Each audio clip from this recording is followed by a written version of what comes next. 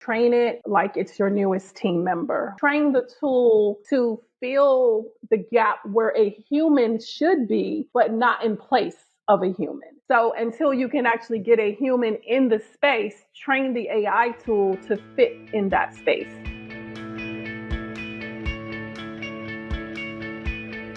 Welcome, everyone. I am so thrilled to be here today with Shereese Floyd. Shereese, welcome to What the Fundraising. Thank you so much. I'm really excited to have this conversation with you today. Let's start with you just telling everyone a little bit about your work and what you're focusing on right now in your work, and then we'll dive into our juicy conversation.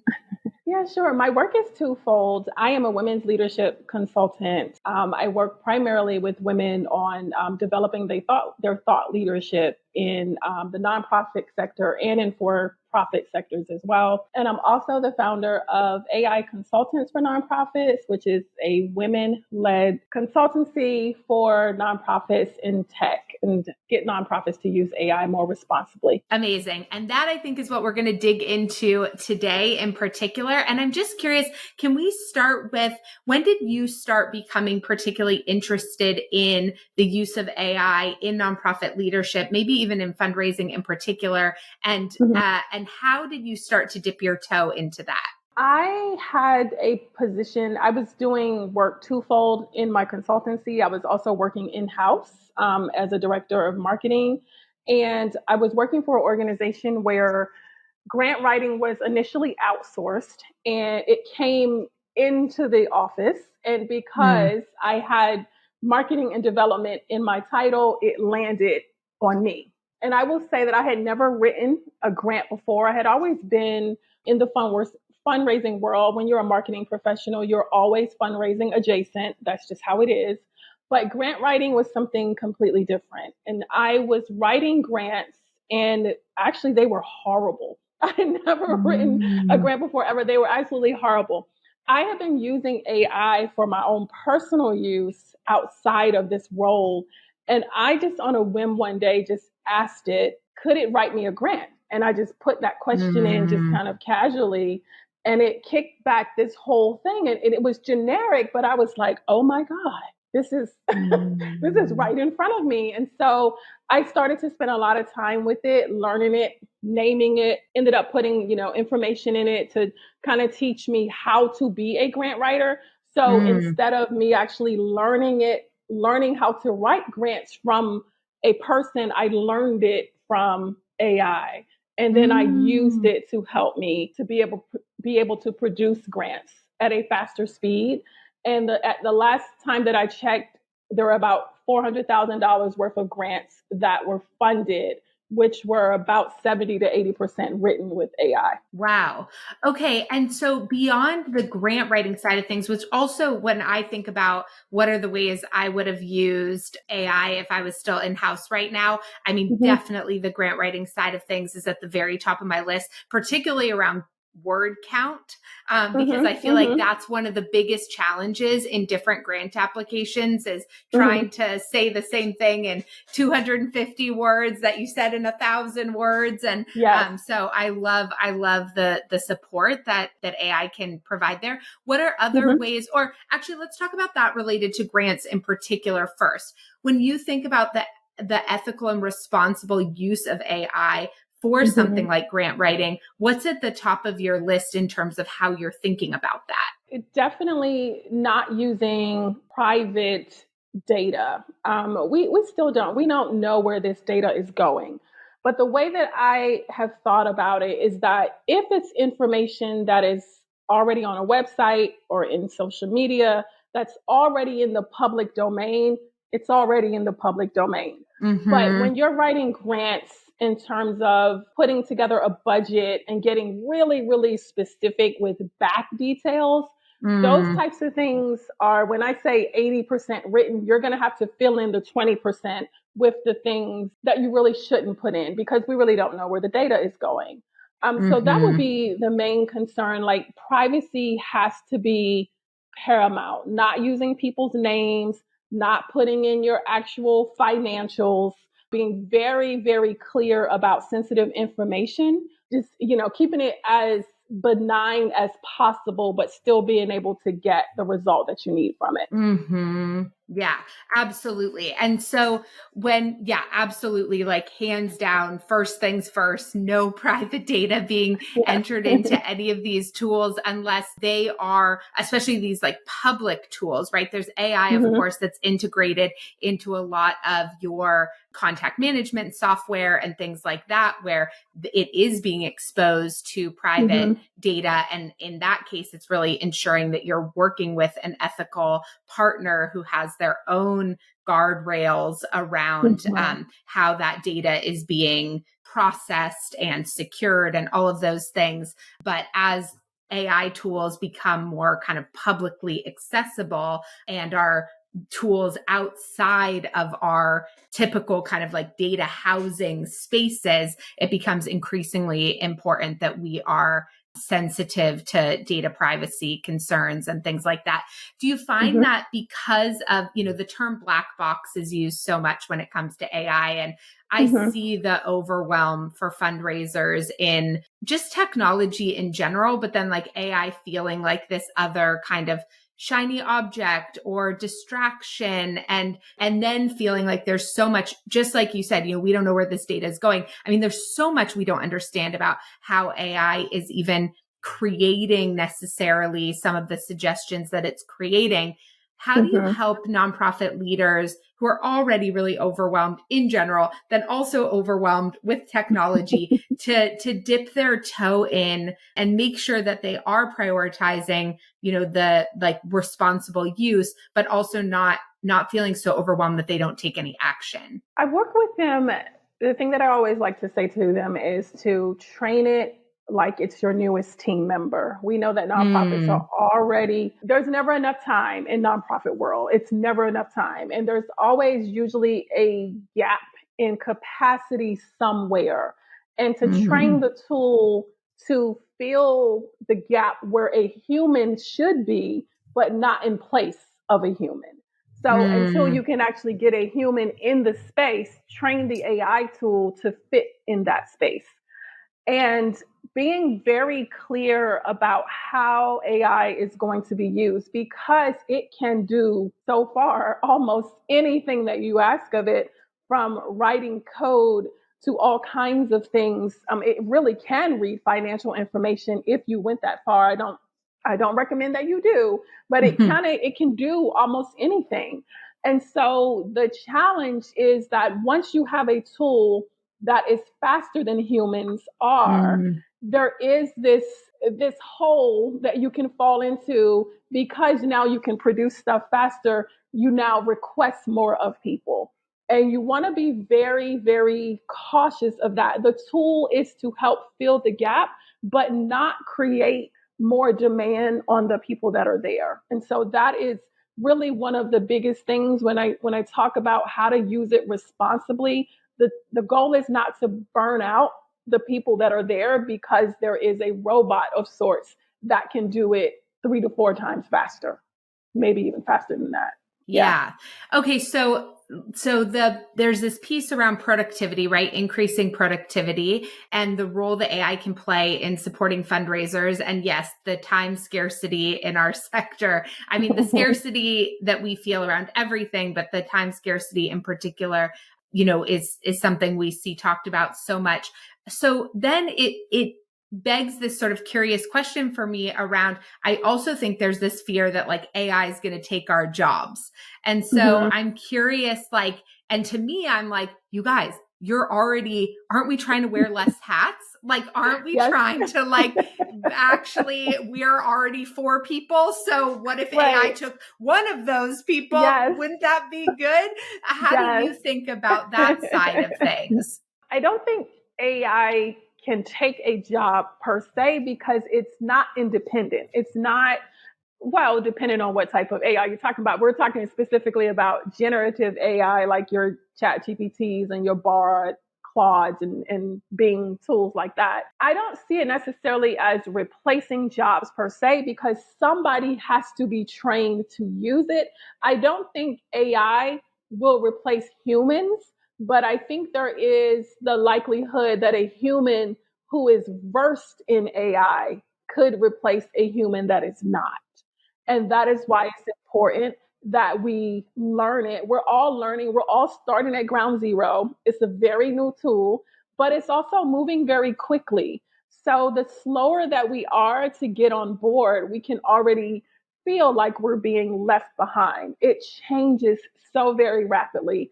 So, in terms of job security, if there is such a thing, learning it can help your resume overall to be able to learn how to prompt it and to be able to use it effectively. Yeah. Okay. So that's a really interesting point. And what would you say to the person, which like this was totally me, who like, Mhm. what do you find to be the difference between the use of AI, maybe particularly generative AI, and other tech tools? Like I was certainly the nonprofit leader who didn't feel particularly tech literate, felt really overwhelmed by the technology, would have never called myself a technologist, always needed support around those things. I find Mhm. myself personally to be much more capable of utilizing AI than I am other tech tools. And so I'm just curious, Mhm. but I know it all can feel the same when you're thinking about starting to use these things. So how do you help Mhm. folks navigate that piece of the overwhelm puzzle and maybe the limiting beliefs around their ability to learn it? Yeah, I think because AI has been in our life already, we've been using those tools already with Siri and Alexa and the predictive text in our Gmails and even Canva. We have been using AI in our world already. The generative AI tools just made it seem like, oh my God, this is huge. But I will say, generative AI tools are so very easy to get into of all types of technology. This is the one that is really easy because it does mimic the way that humans think. It doesn't, as we know, have emotion. It doesn't have human nuance, which is why the computer will probably not replace real humans. But it's so easy. And so when you think of it truly, as I say, as your newest team member, you can talk to it and treat it as you will, as you would a human person. Just conversationally is one of the best ways to get the information out of it that you need. And so, whatever you ask it and put into it, it's going to be very literal in terms of what it gives you back.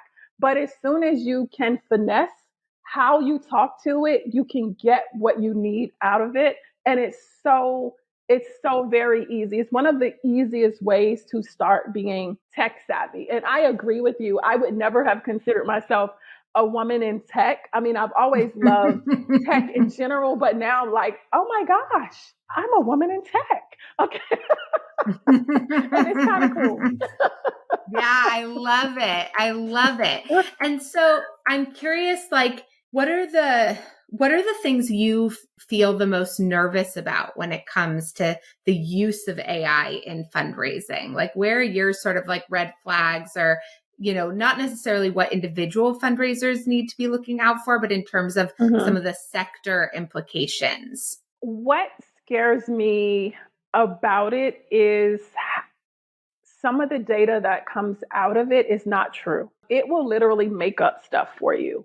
It truly, I mean, that's what it's designed to do. But I mean, like really, really lie, make up stuff. Some of the stuff that you get out of it is not true, and so I was working with one organization around putting together a case for support. And at that time, they did not have appropriate stats for their service area. So as we were playing around with AI, it gave us some really incredible stats. And I was like, oh my gosh. But once we took them into Google and tried to find them, they did not exist. So the tool itself hallucinates is what we call AI hallucination. It'll give you stuff that's not actually there. It'll make up what it thinks that you want to know. And it'll do it quite convincingly, so to speak. So that scares me because the data is not really true. If you're using AI to help in fundraising in terms of how you are prospecting and how you are getting in front of donors, because it can give you like a whole script, it can give you the things that people value, it can give you how to open the door to different donors. It worries me that some of the stuff in it obviously is not true. There's bias built into it. And then it takes out the kind of personalization of it. The more you use the tool, you can see that it starts articles in the same way, which is now how I'm able to say, oh, that's AI, that's AI. Or it gives you a lot of fluff. But that's Mm-hmm. the thing that bothers me. It's not always factual. And I would hate Mm-hmm. for people to just plug it in, take it out, and then run with it in the world. And it's not factual. Yeah. Yeah. I'm really glad you said that. What do you think about, like, when you think about content creation with AI and generative AI beyond the grant writing component, but just in terms of Mm-hmm. their communication with donors or social communication, like, how, I don't know, I feel like there's always this conflict a little bit between quality and consistency, and Mm-hmm. that nonprofits get hammered a lot for being consistent, and we do Mm-hmm. too as creators and Mm-hmm. consultants and all Mm-hmm. those things. And sometimes I feel like we're caught in this trade-off of like, okay, I can be more consistent, but the quality is going to decrease. And I feel like Mm-hmm. AI is this tool that can really like be inserted into that gap to create consistency, but actually not always quality. Mm-hmm. And so how do you think about that prioritization of, yes, it gives us this capacity for more, but like, at what point is that what we want? And is that the right choice? Yeah. And how do we decide where and when? Yeah. Yeah, I love this question because we're all on information overload. It's insane the amount of stuff that we filter through every day all day. But when we're talking about quality versus quantity, content creation is one of the top things that people always ask. Like, how can it do my social media? Social media is the one job that nobody wants, right? And Mm-hmm. so it's like, can it do? Like, yes, it can, but now you've got tons and tons of stuff that you can use. You've got more stuff, you've got more ideas than there are days in a year now, Mm-hmm. using AI. But I think in terms of quality, getting the best quality out of it is going to be training it to actually think and assess information in the voice and style of the nonprofit. Because Mm-hmm. if you're just putting out generic content based on whatever mission that you have, that you can actually take your name off of it and slap the other nonprofit's name on it down the street that actually does the same thing, then that just becomes posting for the sake of posting. But once you can train it to be very clear about your mission, and not just your mission and values, but really who the persona is that you're serving. This is like stuff that a lot of nonprofits don't do up front. Who the actual persona is that you're serving, and how to speak to that persona specifically. This is Mm-hmm. one area where AI can really help you shine in terms of Mm, knowing, wants, likes, pain points, what brands that they use, and all of that. AI can create that for you. Now your content sounds very high quality. mm, And then mm, adding in a smidge of thought leadership on top of that really does help you stand out quality wise versus just the generic things that we could post. hmm. Yeah, I love that. Oh my gosh, like the new social media intern. But yes, so it's getting done. Mm-hmm. You get to check that box. You get to feel good that you're doing it. But like, what's the Mm-hmm. point? Like, Right. why are we doing it in the first place? And yeah, so I love that. I love that prompt. What's the question that you've been asked about AI or the use of AI that you feel like is really important, that I'm not asking here, but you feel like is really important for nonprofits to understand? I think just understanding that the implementation of AI is not just a matter of turning on the computer and start punching into it, because like you said Mm, earlier, it's a shiny object, and this is a shiny object that can waste so much time because of mm, all of the things that it can do. I think nonprofits have to be very specific before you sit down in front of a generative AI tool to know what it is that you want to create. What do you want to get from it? Mm, How do you want to plug it in? Not just for the sake of, let me just go to ChatGPT or whatever and see what's going on, because mm, you can spend hours kind of, playing around with it, but using it in a very strategic way. Are you going to use it for emails? Are you going to use it for thank you letters? Are you going to use it for social media? All of this is great, but have some parameters around how it's mm, going to be used. Have some parameters around when you truly need 100% human generated content, or when you can supplement that content with AI. And if mm, you come to the table with a plan in place before you sit down, I think that'll help you use it more effectively. And or if you go to AI knowing specifically what you need it to do and get a plan from AI, then you can use that outside of the computer in a much more effective way. Okay, I love this because I talk a lot about how I feel like in the nonprofit sector we're often on tech defense, like Mm-hmm. where we get the marketing from technology companies that we need to be using blah blah blah blah blah, Mm-hmm. and then we enter into it with a should, and instead of a very proactive like what problem is this solving for us and how and Mm-hmm. why. And so I that is such important advice, that the Mm-hmm. purpose of using any technology, including AI, is not because other people are doing it and you just don't want to fall behind. And so you're going to just kind of jump in and Mm-hmm. start to use it, but to be really intentional about what problems do we have that this tool has the ability to solve, and where does the application of that make the most sense given our time, capacity, pain points, etc., and be in that more Mm-hmm. sort of proactive, like offense position. Right. Yeah, it's definitely like we use so many tools in all of our lives, emails and the apps and the web and all of that. So to not put AI on this pedestal, like I have to or I should, as you say, or, don't put it on the pedestal. It is along the lines with any other tool that you would use. And think of it in that way. And then how would you integrate it? Now it's a free tool, which I'm like, usually you've got to think about what you're going to spend money on. It, Mm, it, it does have a paid piece to it, but any nonprofit, you can make up the rules to whatever tools you want to use or not use. It's completely up mm-hmm. to you, but don't put it on a pedestal like it's like, I have to. Evaluate it like you would evaluate anything else. Hmm. And maybe the one, I mean, I'm curious what you think about this. You know, I agree with everything that you're saying. I think one of the reasons I've been saying I don't see it as much as a shiny object, although particular tools can be, but it's like, Mm-hmm. there is no choice here. Like to your point before, Mm-hmm.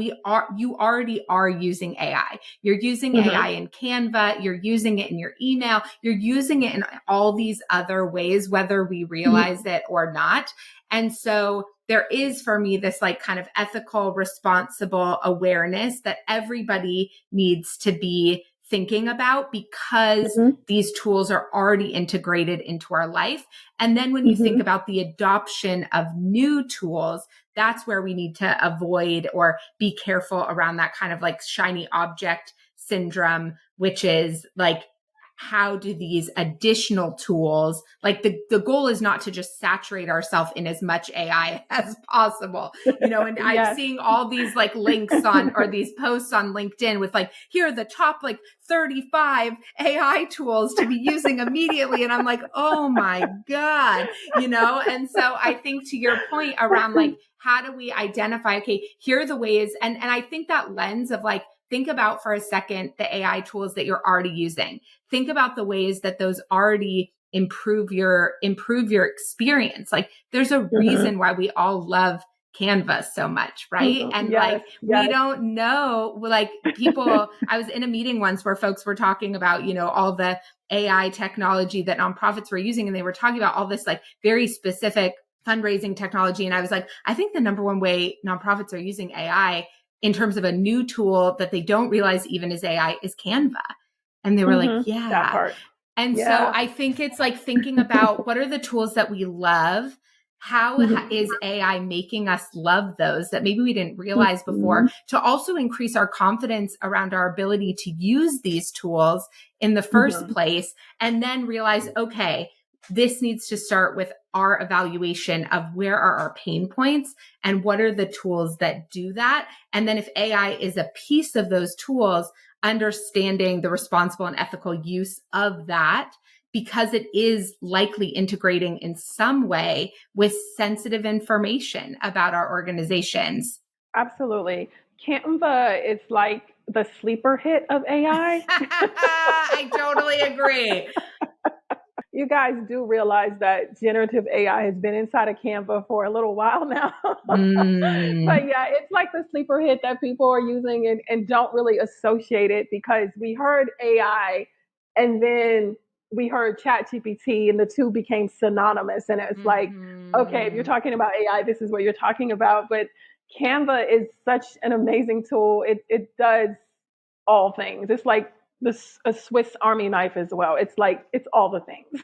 Yeah, But totally, I will totally. say a really cool way that some nonprofits are using it is integrate or having it automate tasks, like the repetitive things that they do over and over. That is a really good way to have it function for you, like your admin staff to Mm, have to, if you're doing thank you letters and you're sending a form thank you letter, we can have a whole nother show on why you probably don't need to be mm, sending a form thank you letter. But if you are, if you mm-hmm. are, you can have those type of tasks like automated to kind of free up time. And so there's a number of things like we've said that you can do with this, but to just be responsible, not only with the tool, but also with the time of your team. Yeah. Yeah, absolutely. Okay. Where can folks go? I know we're out of time. Where can folks go to connect with you, to learn more? Let's send them off if they're interested in Okay. working with you. Let's tell them all the places to go. It's very simple. Under my name, Shereese Floyd is my website, and Shereese Floyd on LinkedIn. Those are the only two places you'll find me.